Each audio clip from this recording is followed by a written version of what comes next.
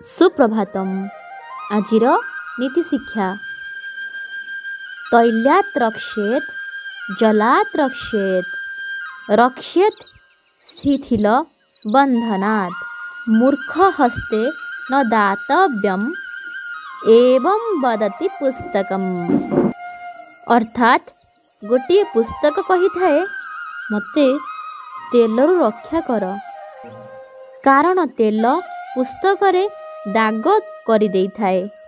मते जलरू रक्षा कर, कारण जल मते नष्ट करि देई थाए।